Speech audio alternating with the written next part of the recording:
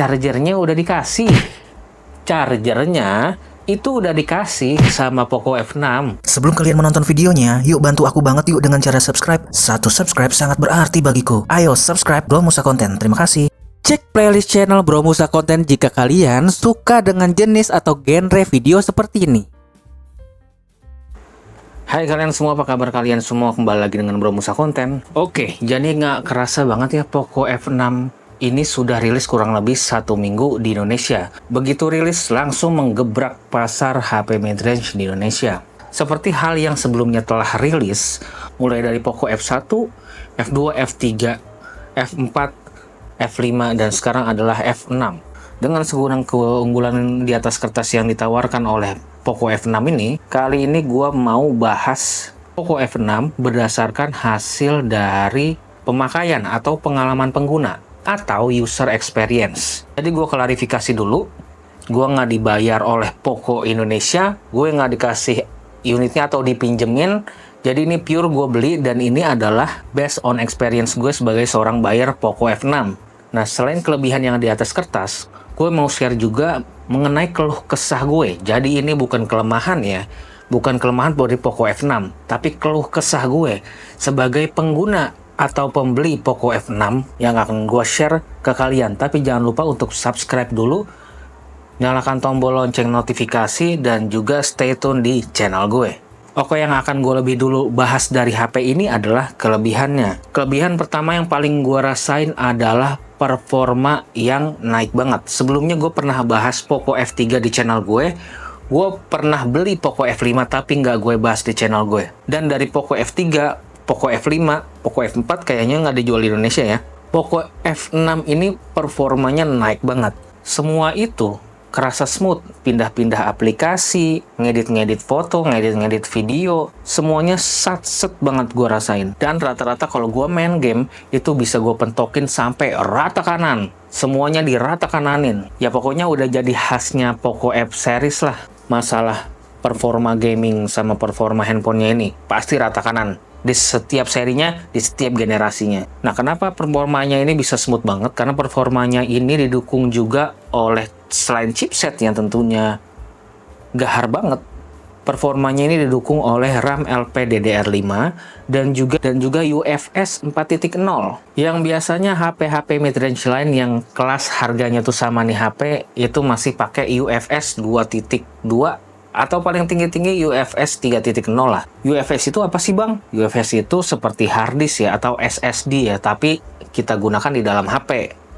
Bisa dikatakan itu adalah jenis memori dari sebuah smartphone. Dengan HP midrange dengan harga segini, ini tuh udah kenceng banget. Jadi antara duit yang lo keluarin buat beli Poco F6 dengan barang yang lo dapat, pokoknya kayak apotek tutup dah, nggak ada obat. Yang kedua apa sih bang? Yang kedua itu video dari perekaman Poco F6 itu stabil banget. Gua udah bikin videonya, jangan lupa cek postingan gue sebelumnya. Bahkan gue udah bandingin sama Vivo V30 yang harga awal rilisnya itu 6 juta. Pokoknya kalau lu ngerekam pakai Poco F6, videonya ini tuh stabil banget lah, kayak karir lo, anjay. Masalahnya bikin video pakai kamera depan itu Full HD 60 fps, bukan lagi 30 fps stabil, 60 fps stabil. Pakai kamera belakang 4K 60 fps stabil. Pakai ultrawide Full HD 30 fps stabil. Kan gila banget. Ini bisa stabil semua, nggak ada syarat dan ketentuan berlaku gitu. Nggak ada batasan-batasan di perekaman video Poco F6. Nah, kenapa bisa stabil itu? Menurut gue, ini sih karena didukung oleh performa chipset yang berpengaruh terhadap ISP atau Image Sensor Processor. Sehingga bisa memproses video digital jadi lebih baik. AIS-nya atau Electronic Image Stabilizer-nya jadi lebih baik. Karena apalagi udah punya OIS, jadi tambah lebih baik mengenai kestabilan videonya ya. Bukan fotonya ya. Nah, selain itu keunggulan dari Poco F6 yang lain, yang ketiga adalah layarnya. Untuk sekelas harganya ya, yang harganya masih 4 jutaan di 8256, Poco F6 ini gonjreng banget. Meskipun bukan Super AMOLED dari Samsung, layarnya itu udah enak banget dipakai harian. Baik dipakai di lokasi outdoor pada siang bolong, ataupun dipakai di dalam ruangan kayak gini gelap-gelapan atau samar-samar lah lampunya. Itu udah enak banget, baik terang ataupun gelap. Kenapa dipakai terang itu oke banget? Karena di Poco F6 itu layarnya memiliki spesifikasi tingkat terangnya itu 2400 nits dan itu udah gede banget. Biasanya HP-HP kayak gini tuh di kelasnya masih 1000-an nit atau 1200 nits. Layarnya juga memiliki spesifikasi refresh rate 120 Hz, itu yang bikin smooth juga, dan juga memiliki resolusi 1,5K. Bukan 4K ya. Kalau 4K lo bisa pakai TV Toshiba 4K aja sana. Yang keempat, keunggulan lainnya adalah gue suka banget beberapa fitur di Poco F6. Salah satunya itu adalah dual apps atau double apps atau clone aplikasi. Nah, di clone aplikasi di Xiaomi ini tuh gue selalu suka. Kenapa? Karena tuh bisa mengklon atau bisa menggandakan aplikasi-aplikasi selain aplikasi media sosial. Kalau kalian beli non Xiaomi atau non HyperOS atau non MIUI, itu clone aplikasinya paling sampai sosmed doang. Tapi kalau di HyperOS ataupun MIUI, itu kalian bisa menggunakan aplikasi sampai game-game pun bisa di-clone aplikasinya. Nah, kalau misalnya lu mau gandoin duit, lu bisa datang ke pesugihan deh. Tapi matinya cepet, kayak Poco X3 Pro. Nah, keunggulan kelima atau keunggulan nomor 5 dari Poco F6 ini adalah apa? Chipset? Baterai? No.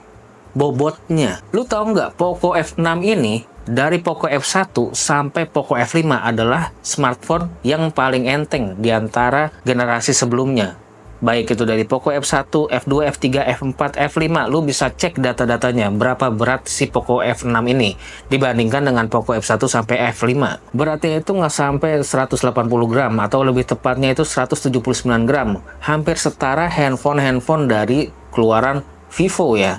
Jadi feel genggamnya itu enak banget dan dipakai lama itu nyaman. Karena di tangan itu, untuk tangan gua ini cukup kecil ya. Samalah kecilnya kayak punya lo. Dompet maksudnya. Keunggulan yang keenam atau keunggulan lainnya.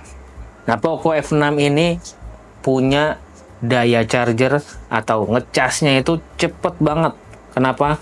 Karena chargernya itu 90 watt. Nah, jarang-jarang nih biasanya HP-HP mid-range dapat charger 90 watt di harga 4 jutaan ya. Dan juga chargernya itu udah dikasih. Iya nggak? Chargernya udah dikasih.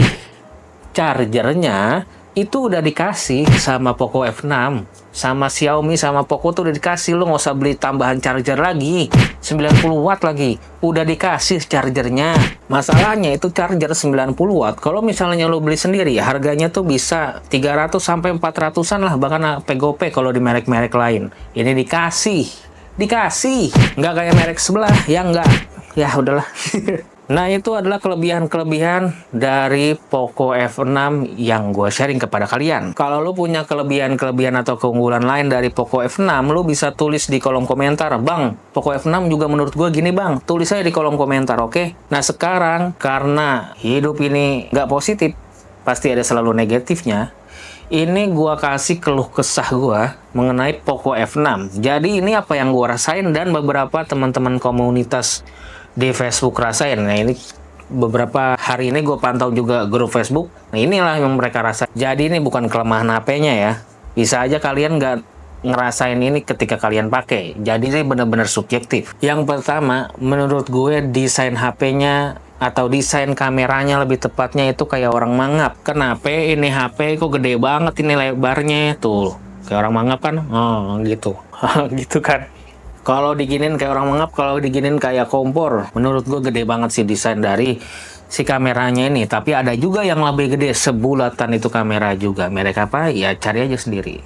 Gue kurang suka sih sama desain-desain kamera yang gede-gede kayak gitu. Gue lebih suka desain-desain kamera yang minimalis, tapi fungsional dan gak gimmick. Tapi buat orang-orang yang mentingin, yang penting kenceng bang, ya itu emang receh ya, atau nggak penting ya. Menurut gue nggak semua orang nggak suka dengan desain kameranya. Yang kedua, menurut gua yang kedua adalah kameranya. Loh, kok kameranya bang? Tadi kata lu kameranya bagus. Itu videonya.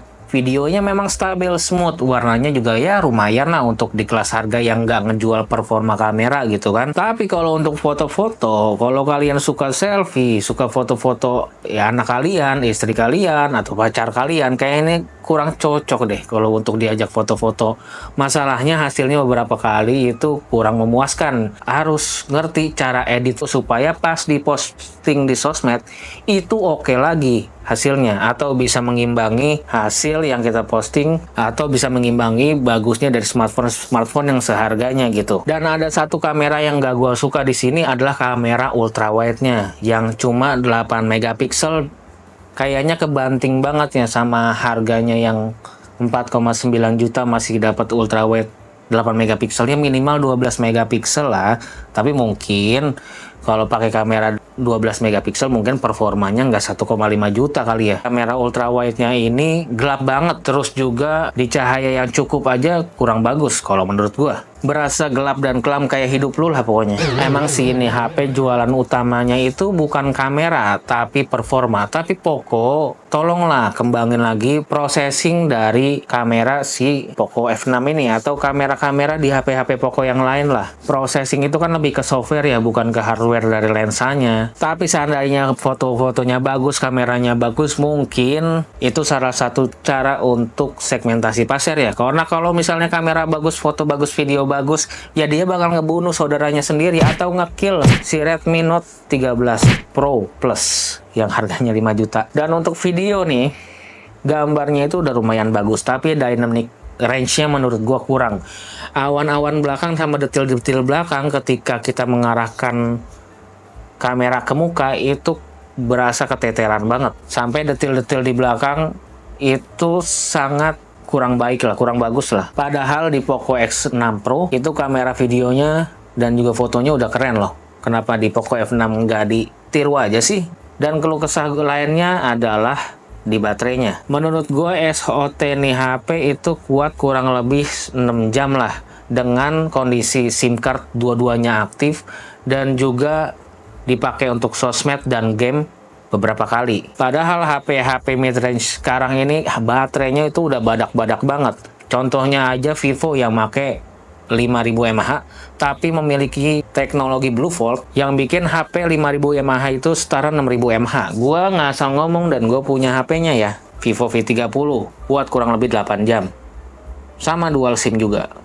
Dan 5G dua-duanya aktif. Kalau lu pakai berat mini HP untuk ngegame atau push rank mungkin sekitar 3-4 jam. Jadi tolonglah Poco, inovasi dari baterainya ayo digencarin lagi karena udah lama banget nih. Kayaknya Xiaomi sama Poco ini kalau masalah inovasi baterai itu masih agak adem ayem ya. Dan menurut gua kalau misalnya harganya dinaikin dikit tapi memiliki baterai yang badak, kita bayar tuh bakal setuju kok untuk beli. Nah, keluh kesah gue yang keempat sebagai pembeli Poco F6 atau user Poco F6 adalah OS-nya yang punya iklan. Tapi kayaknya untuk yang satu ini kita harus berdamai ya sama OS-nya ya. Kenapa? Karena memang HP-nya murah gitu. Kalau iklan-iklan di OS-nya bisa bikin HP ini murah dan juga ngebut, bagi para gamers mungkin nggak masalah ya. Tapi masalahnya, tapi kita harus ingat, kita bakal punya HP dengan OS yang ada iklannya ini beberapa tahun ya sampai kita selesai pakai HP ini ya. Kalau kita terbiasa ngelihat iklan 5-15 detik sebelum memulai beberapa aplikasi sih it's okay lah ya. Mungkin bagi kalian ada yang terbiasa sama iklan, ya it's okay, gak masalah. Selain iklan juga bloatware-nya berjibun, tapi bisa di uninstall langsung. Sebenarnya ada solusi nih biar nggak ada iklan, nggak ada bloatware. Apa solusinya? Custom ROM. Nah, yang kelima keluh kesahnya adalah masalah gacha. Gua mengumpulkan beberapa informasi yang gua dapat dari Facebook dan hasil pantauan gua dari grup Facebook Poco F6 udah dapat beberapa yang gacha. Seperti contohnya chatnya itu atau backdoornya itu luntur, udah ada yang matot juga. Tapi tenang aja, Xiaomi atau Poco itu bakal ngecover garansi HP kalian itu sampai 15 bulan. Dan untuk 15 pertama sejak tanggal pembelian itu bisa ditukar unit. Makanya kalau unitnya bermasalah jangan didiemin sama diakalin. Sekarang saatnya kalian untuk tukar unit. Minta tukar unit. Datang ke Xiaomi Service Store. Jangan mager. Karena memang nih HP udah terkenal gacha ya dari Xiaomi sama Poco. Semoga Xiaomi atau Poco itu bisa meningkatkan kembali kualitas dari quality controlnya. Karena HP kalian itu udah terkenal gacanya. Ayo come on lah. Quality controlnya tuh perbaiki lagi, oke? Dan jangan pakai lama. Langsung ke service center. Sekali lagi ulang, langsung ke service center. 15 hari sejak nota pembelian itu masih bisa ditukar unit. Ya tadi adalah keunggulan dan keluh kesah gue sebagai buyer si Poco F6 ini. Gua sekali lagi gue konfirmasi dan gue klarifikasi, gue nggak dipinjemin HP-nya, gue nggak dikasih HP-nya. Jadi apa yang gue omongin ini adalah real based on user experience. Tidak ada tekanan dari pihak manapun. Dan sebagai pengguna dan juga konsumen dari Poco F6, gue berhak ngomong. Nah, kalian udah ada yang mengalami keluh kesah juga yang nggak gue kasih tahu di video ini, tulis di kolom komentar, oke? Stay safe, Bro Musa pamit.